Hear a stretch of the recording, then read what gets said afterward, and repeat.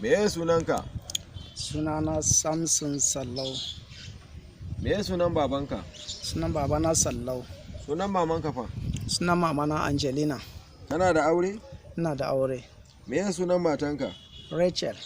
Kuna da yara nawa? Yara hudu. Me ya sunayensu? Stephanus, Ezekiel, Emmanuel, Justina. Me ya addininka? Christianity. Kana da ilimin boko? Babu. Ilimin Christianity fa? Akwai. Samson Salau Vom Jos. Sunana DSP Hassan Gimba Sule. Sector Commander, Inspector General of Police, Special Tactical Squad, Sector, Niger State.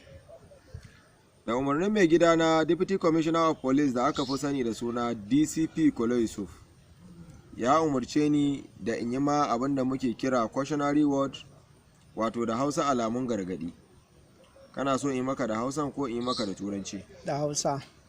Kana son da Hausa in maka da Hausa ko ai maka da Turanci? Da Hausa. Ni dan sanda mai suna DSP Hassan Gimba Sule. Na yi niyyar gabatar da karanka kai Samson Salau Vom Jos a gaban kotu. Shin kana da wani bayani da zaka iya yi kan sai da miyagun bindigogi masu kirar AK-47 da kuma pistol da kake ma 'yan fashi da kuma kidnappers? Ina da bayani.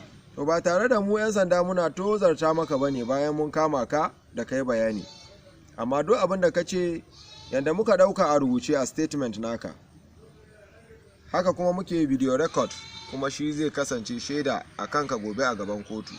Ka yadda za ka yi bayani ba alkawari kuma ba tozarci? Na yadda. To kai bayani mu. Ni mai suna Samson Salau. Ina sana'an sayar da bindigogi shekara 3. Ina siye ne daga Jos, wurin mai suna Z. Ina siya gyaran AK da su pistol. Ina tafiya da shi jihar Niger, Kaduna, Zamfara, Katsina da Nasarawa. Na siya gyaran AK na kai wuraren ga za su iya kai kimanin mai magazin na AK za su iya kai kimanin dare. Sai na siya irin na juyawa su ma za su kai 150. Sai pistol wanda aka kama ne da shi su ma za su kai 30. Wannan siya da yaya na AK. So na kai wayannan wuraren shine ina siya da na AK, yayan AK. Yayan AK da na siya kuma za su kai kimanin 10,000. Sai na pistol su za su ya kai kimanin 2,000. Na kai a wayannan wurare da na ambace su. Ina siya yayan AK 400, ina sayarwa 450. Yayan pistol ina siya 300, ina sayarwa 400.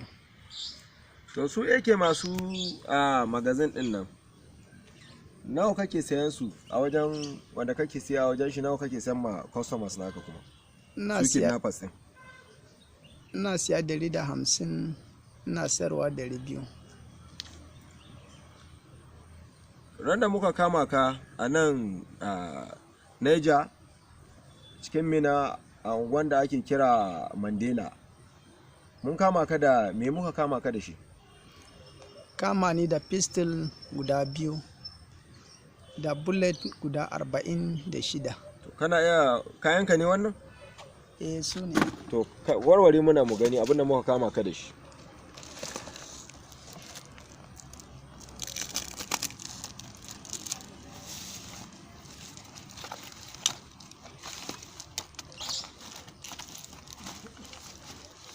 Wannan nawa kake sayan su kuma nawa kake sayarwa? ina sayarwa 80,000. Kana sayarwa 80,000? Ina siya 80,000. To kai ka sayar nawa kenan? Ina sayarwa 120. Daga ina ka ɗauko su zuwa nan Niger State? Daga Jos. Amma ina muka kama ka, a nan Niger ne? A Niger. To shi ledan nan fa me ka zuba a ciki? Haka ka ɗauko su daga can? A cikin kwalin? To buɗe muna ledan nan kuma me ka zuba a ciki?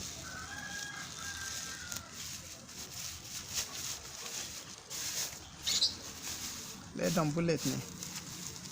Matashi. Naka ne? Da su muka kama ka? Su kuma nawa kake siye, nawa kake sayarwa? Ina siya 300. Ina sayarwa 400. Bayan shi fa kana da wani bayani? Ina da bayani. Bayanin da nake da shi, ina da manya a wuraren da na kirga wanda nake ba su kayan nan, kamar misalin manyan dilolin da nake ba su kamar Ledu da sauransu. So ina son zan ba ma 'yan sanda goyon baya akan wayannan manyan dilolin da nake ba su, a same su saboda nima in samu sauki wannan al'amari. Bayan shi fa akwai wani bayani? Babu. Allah sawaka. Amin.